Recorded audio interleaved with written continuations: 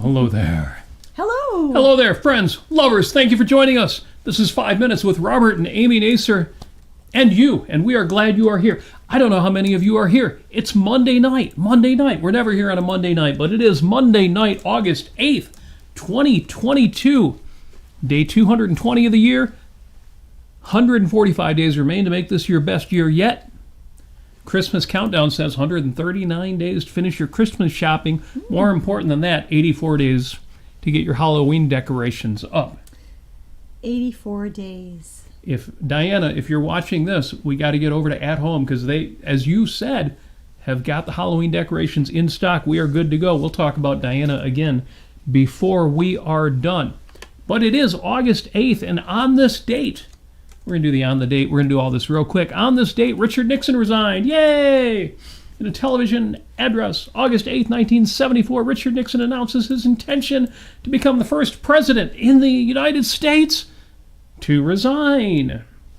You know, if this had happened in 2022 instead of now, he could have just said, I do not self-identify as a crook. My pronouns are not and guilty.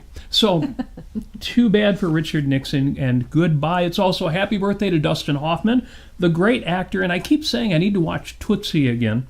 One of my favorite Dustin Hoffman. I know, Marathon Man and The Graduate and all the great films he was in. But Tootsie was actually really breakthrough. And in this day when we're all just waiting for the transgender issue to go away, and I don't mean go away as in, there's nothing there, just everybody get used to it and get over it, just like we did with gay marriage. We're so done with that issue because it's legal. It's all good. And it's good, and it's loving, and it's wonderful, and it's positive. The transgender issue needs to be, we need to, solve the problems, figure out what are we going to do about, well, the bathrooms issue is over, but, in sports and with minors, etc. But, God, I want that to be over. So Tootsie was groundbreaking in that regard.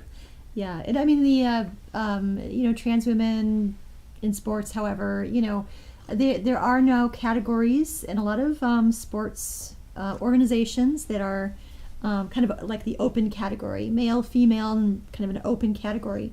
So that's really good, and yeah. Yes. So before I go any further, I need to acknowledge we're up against Yaron Brook tonight. So if you're watching the show live and saying, how come there's only a few people in the room? Yaron doesn't normally broadcast his usual 8 p.m. slot on Mondays. He's usually Tuesday and Thursday, but he's gone to California with an aching in my heart, and so he's getting some extra shows in because he's got to get that super chat in. We don't have super chat. If you want to contribute to this show, you know what to do. Patreon.com/Robert Nasir or PayPal.com/Robert Nasir. Thank you to the patrons out there because we're doing this on a Monday night. A day late. Now, there have been times when we weren't available to do our usual Sunday show, and we postponed it, and a couple times it just didn't happen. But we've got patrons out there. You are counting on us to be here a minimum 4 times a month, if not 5, depending on the calendar. So we are here for you tonight, and we have something important to talk about. First of all, just to wrap up here, well, the holidays are related to our topic at hand. Yeah, they are actually. There's all sorts of coincidences today. You're going to see how all of this, even more than usual, ties together, no matter how random it seems. It is National Dying to Know Day. Actually, not national, it's international. Dying to Know Day. Because this started out as an Australian holiday. What on earth is Dying to Know Day? Well, during August, in Australia, people hold events, gatherings at home. They take individual action. They do more, all to improve their knowledge about choice at the end of life. Mm-hmm. So there's a website linked to in the show notes that points to the Australian Dying to Know Day. But Amy, you did a talk on the subject. I did a few years ago, a life-affirming approach to death. A life-affirming approach to death. I'm a big fan of Caitlin Doughty, who is a mortician of sorts, and an advocate. She's a celebrity mortician. Yeah, she is celebrity mortician, and she's really cool, and she's written some great books. And nobody likes to think about dying, but sometimes you have to, and it's something that you have to kind of get your mind around and say, well, what's the best way to think about these things, and what's the best way to plan for these things, and how am I going to be able to arrange for my loved ones after after I've gone? What can you do to not just enjoy your life and plan for the best life you can, but also to plan for the last days of your life. So yeah, stuff we all have to deal with.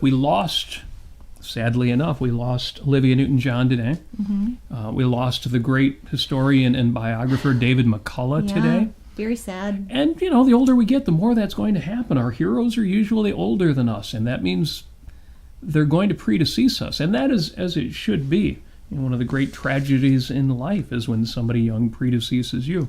So, yes, these are things we need to integrate. And this idea of dying to know day, a day in which we reflect on that just a bit, just enough so when these things happen, we know what to think, what to do, how to process it. That's a good thing. But it also happens to be Happiness Happens Day. Now, there's an expression of shite happens that people are fond of saying. So I love the fact that, and this goes back to 1998, that somebody decided there would be a Happiness Happens Day. And it's funny because this was originally founded as a secret society. A secret society to allow members to talk about everything that made them happy because they were genuinely happy people. But they did so secretly so as not to allow any overhearing Debbie Downers to rain on their parade. From this came their slogan, "Are you happier than you admit you are?" I like that. They created this Happy Day in 1999 and eventually evolved into Happiness Happens Day. In 2000, they declared the whole month of August as Happiness Happens Month because, well, why limit happiness to just one day? Now, two more holidays we've got to cover. I mentioned the aforementioned Diana. Today is also Wear Your Mother's Jewelry Day. Mm-hmm.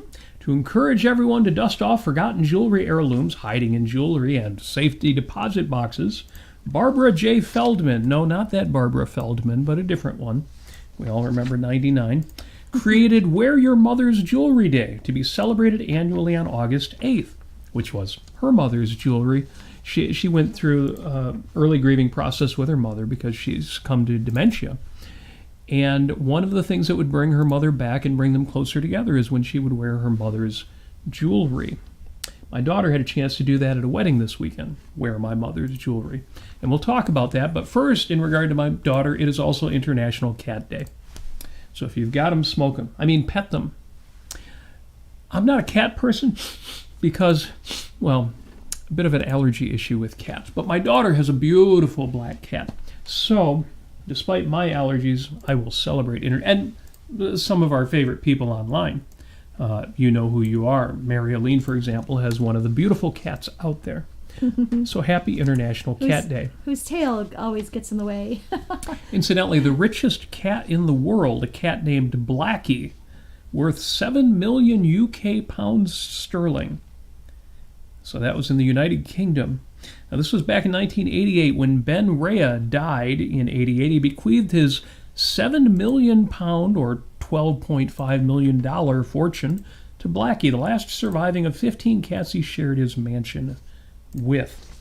The money actually went in trust to 3 cat volunteer organizations, and they took good care of Blackie, the cat worth $12 million. Now, as I've intimated, this weekend there was a wedding, and that's why we're late. That's why we're here on a Monday and not on the usual day. The second of my nephews to be married this year was married this weekend, and this included a lot of family connections, a lot of news, a lot of updates about friends and family. And I've talked about my love of the institution of marriage. I love marriage. So, of course, I was very happy about this weekend. But there's also plenty more going on, including one pregnancy, one case of mild leukemia, some grandnieces and nephews that I have still to meet, and reminiscence over some recent losses. And we received the news this weekend of the passing of Andrew Bergman. Yes. So it was important to us to have this episode. Even though schedule-wise, I know we're up against the great Yarren Brook, and it's probably why our chat is very quiet right now. Because the world lost a good man this weekend, and that loss needs to be mourned, and that man needs to be honored and celebrated. Yes. Now, Andrew Bergman was a Facebook friend of ours for a long time, and then we met him on Zoom, somewhat recently in the last couple of months, and he was a trucker. And what I love about this is that he loved his job. He loved being a trucker. He loved being out on the road. He loved to see all the different things and, go places and see friendly people that, he would cycle through on his routes and work with good people. And while driving, he listened to heavy metal music. Well, he's a big fan of heavy metal, and the real gritty heavy metal, I should say. And this reminded me a lot of my brother Kenny, who passed away of pancreatic cancer this past October. And who was also a salt-of-the-earth truck driver. Yes. With an interest in heavy metal music. However, he was not an objectivist. Now, Andrew Bergman is an objectivist, so he appreciated Ayn Rand's writings. He studied her writings. He studied her philosophy. He benefited from understanding her philosophy. He benefited from understanding her idea of virtues and values, and using reason and having a purpose in life, and having a sense of self-worth. And to that, that's very unusual. And he's not some sort of ivory tower intellectual, and you don't have to be to understand Ayn Rand's philosophy. And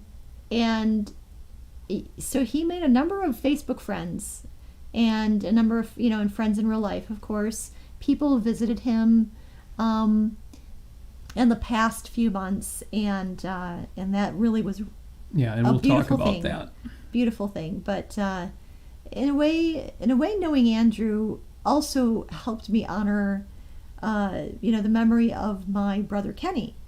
So that all kind of works together. And I'll say today is my dad's 84th birthday. He would be your late father's birthday. My late father's birthday.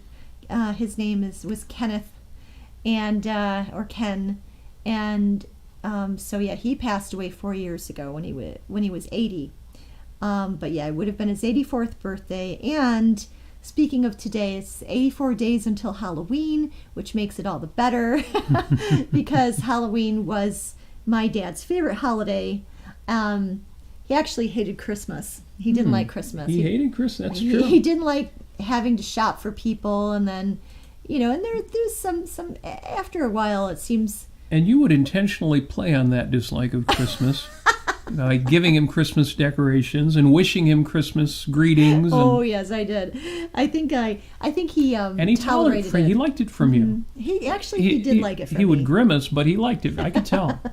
He liked you kind of breaking through that. But he also loved the fact that I appreciated Halloween just as much as he did. So anyway, to my dad and to my brother Kenny, to Andrew Bergman, Yes. Now, cheers to them. As you said, we were fortunate to be able to reach out to him across the miles. Mm-hmm. The Cordaires. Yes. I'm going to send you to cordair.com. Of course, CORDAIR.com. But seriously, the Cordaires, Quentin Linda Cordaire, actually arranged a funding campaign to assist with incidentals during his last few weeks.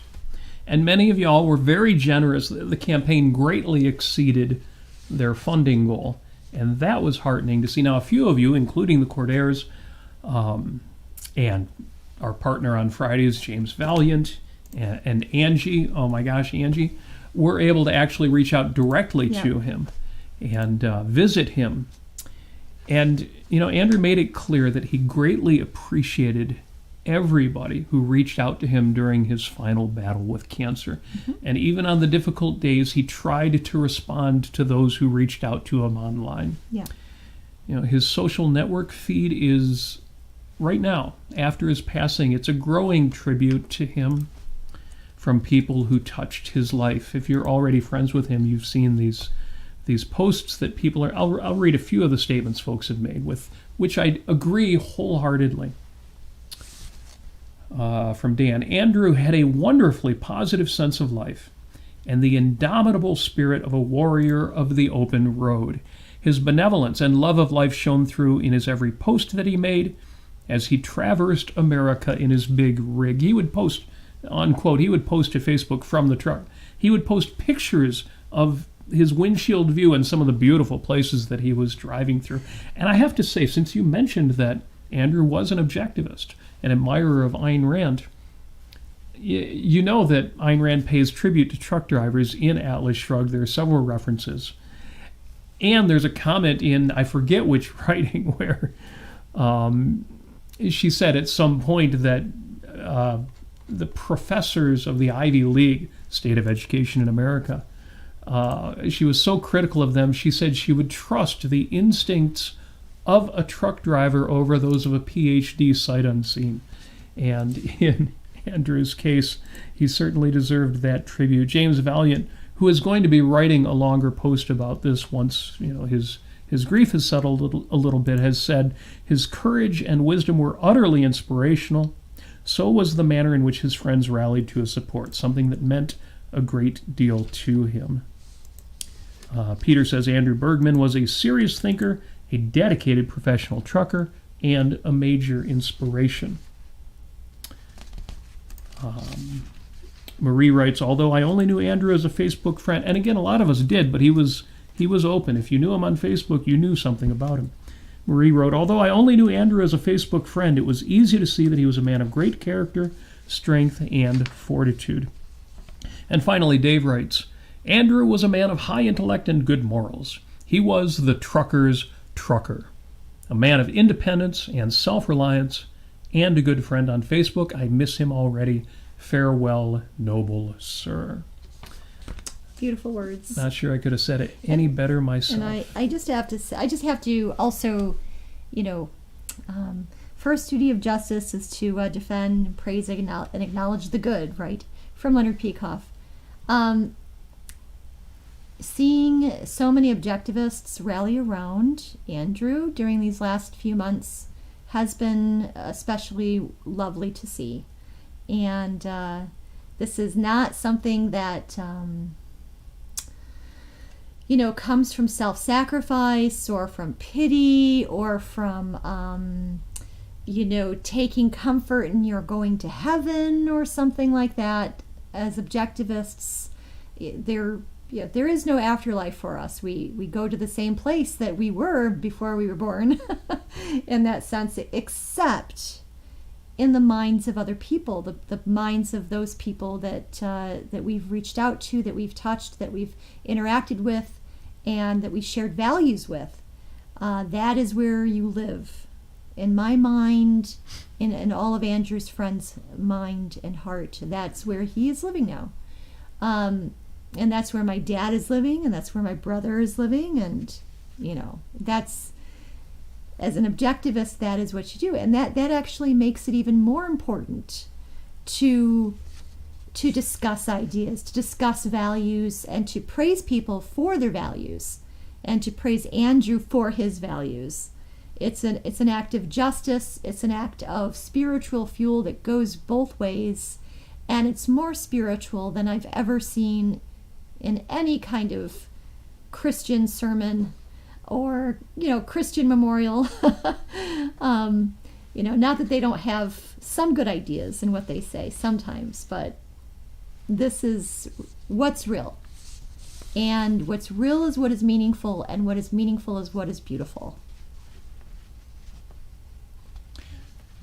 So I mentioned that, again, there's a confluence of events here, especially the weekend that we went through, the reason the show's running a day late, and the developments with Andrew, and ultimately his passing this last weekend.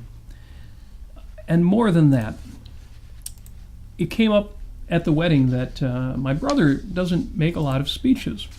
And he said during his speech, the father of the groom, that he doesn't like to give advice. And I thought, well, I'm the kind of guy who can do enough advice for the both of us. So I thought, if I was going to give a speech at a wedding, what would I say? And I didn't. It's not that I went up there and tried to take the microphone, although knowing my personality, you might expect that. But the one thing that I want to share, and I've shared it in conversation, I certainly shared it on this show, because it comes up during wedding vows. This idea that love isn't selfish, love is selfless. And I just want to say, and I'll connect this to our passing of dear Andrew, love isn't selfish in the narcissistic sense, but it also isn't selfless. A successful marriage certainly isn't selfless. When good people say love needs to be selfless, they really don't mean it. What they mean, if they mean anything at all, is that love needs you to see beyond your whims or wishes, beyond the petty in the range of the moment, to open your eyes a little bit wider. Love needs to be, you need to be big, broad, full context, the full picture.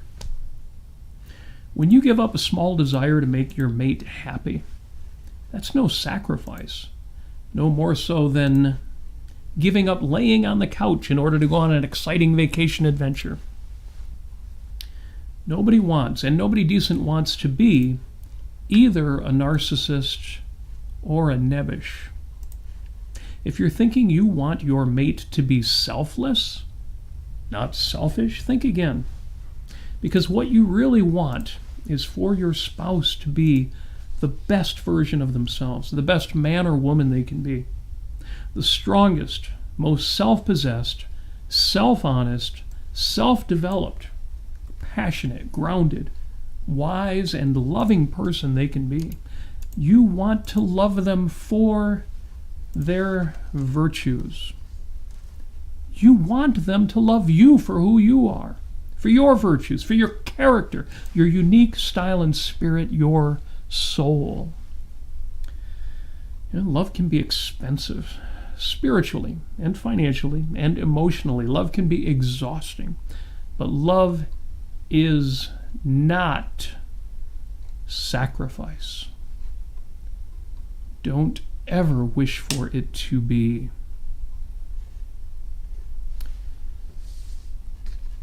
Again, this weekend for us was about a wedding, but it was about family, it was about good news, and it was about bad news.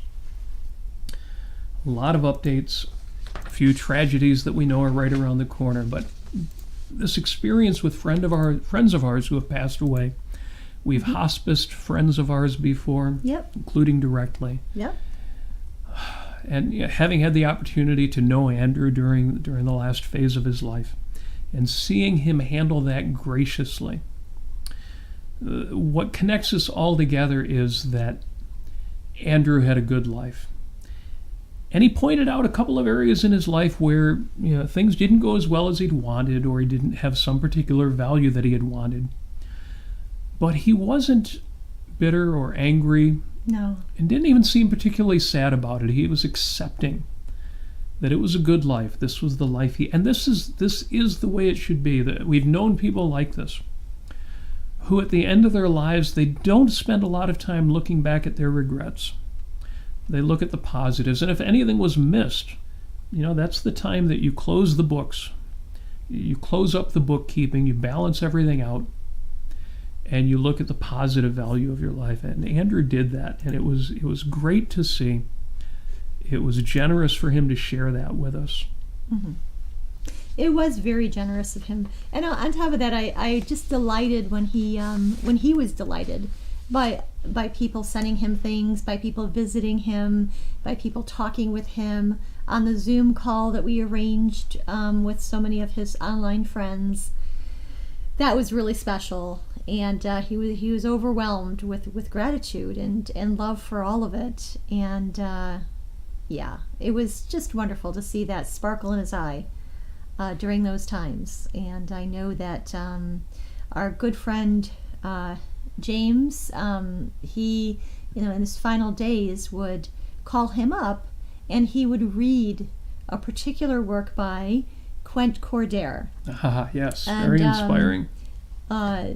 And Quent is an amazing writer, an amazing artist. With his wife Linda, they own the Quent Cordair Fine Art.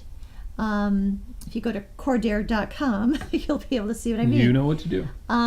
But it was so sweet, because Quent and James had a great deal to do with supporting him in his last few months, and to have James read Quent's words to Andrew on the phone was very special and just value rich, just mind-blowingly really outstanding. Yes. Speaking again of Andrew's respect for Ayn Rand, Douglas in the chat points out that Andrew was good people. He says he had tremendous respect for Andrew. He will be sorely missed. I can tell you Douglas does not suffer fools when it comes to philosophy, so for Douglas to say that really says something too. I've linked in the show notes. I have extensive show notes on YouTube, lots of good stuff for you to click, to a couple of our previous episodes where we've discussed the value of kindred spirits. Mm-hmm. And we talked about the purpose of sadness and the importance of the grieving process. Yes. And one of the points that I've made, which I think everybody should know, is that the depth of your grief is an indication of the seriousness of your values. Mm-hmm. Now, some of us are very good at processing grief. Maybe we don't cry as much, and that doesn't say that we didn't care. But the fact that you do grieve does tell you, yes, this was genuine, this was real, this was important. Yes. And the grieving doesn't have to end in a month or a year or 2 years or 3 years. And sometimes the grieving doesn't even have to be expressed in tears or sadness. The grieving can also be, something I did today. I have, my dad gave me his watch before he passed away. And it's just a regular old watch, Timex kind of thing. And lights up, it's an analog dial. Yeah, it's a heavy watch, too. It's a heavy watch. Kind of watch a man wears. Yeah, exactly. And it was Although you've worn it since then. I have worn it, as a matter of fact. So this morning I got up and I wished him a happy birthday. I gave the watch a little hug in my hands. And I just, imagined giving him a hug and how he used to give me a hug. And it was very distinctive the way he would do that. And it was like a big bear hug kind of thing. And it was just wonderful. Yes. So your memories of your loved ones who have passed don't have to be sad. Right. They can carry on. A relevant show that we did, which I didn't link to you, maybe I should, was a show we did on compliments. Let people know what you think of them. Mm-hmm. And with that in mind, I just want to reiterate our gratitude for our friends, our family, for the broader 5 Minutes in Life on Earth community, for all and each of you out there. For our Great Lakes Subjectivist friends. Our Great Lakes Subjectivist friends. Yes. The circle, as far as it goes out there, yes. Yes. I hope you all know that you are appreciated. You are not taken for granted. And we're looking forward to more shows, but also more Great Lakes Subjectivist get-togethers, more GLOCon conferences, more travel to meet with more people, more love, more life. Part of the grieving process is getting used to the fact that you won't get that chance to talk again and to tell people, I appreciate you, I love you, I thank you for being who you are, for being your own best self. Yes. So I need to put that out there, that you are appreciated. If you're hearing my voice, whether it's live or later on, thank you so much for being part of what we do. I feel the same way. So if you're listening out there, know that. Yes. We talk a lot about mortality, but the point isn't, oh, we're going to die someday. The point is that knowing our time is finite, we all should reach out more. We should ask for more. And we should do more. And sing more and dance more and say yes more. Yes. And that's just what we're going to do. Mm-hmm. Yes. So there's more coming from the Robert and Amy Nasir universe. So watch out for that. And in keeping with that, it's going to be big. It's going to be bold. We're going to do our best. We want to hear back from you. Any feedback you've got, please bring it on.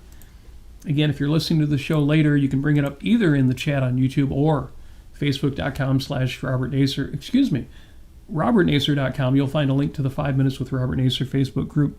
Yes. Actually, you can interact with me on socials. One way or another, I will get it. I'm not doing a homework assignment for this week. Still working my morning routine. If you're following me on Twitter.com/Robert Nasir, you know about that. My post-it note for the week says, practice is perfect. Why on earth do I have a post-it note that says practice is perfect? Well, it's in line with my homework, continuing to improve my morning routine. And also I'm practicing for the upcoming annual rock and roll picnic that we throw every year. I will be too. But what I have to remind myself as I practice both my personal development and my musician skills is that when you practice, you're not very good. We talked about Ira Glass and The Gap, and you start out with anything new, you're not very good. And then it's hard because you hit plateaus where you don't get much better, and then all of a sudden you find, oh my gosh, I've gotten better. Maybe eventually you've gotten perfect. But until you are, practice is exactly what you need to do. So in that sense, practicing is perfect. It's the perfect thing to be doing.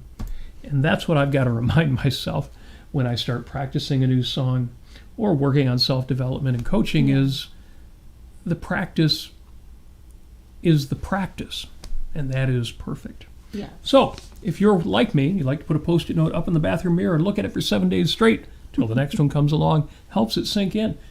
Automatize it. Let that idea come up every time you need it.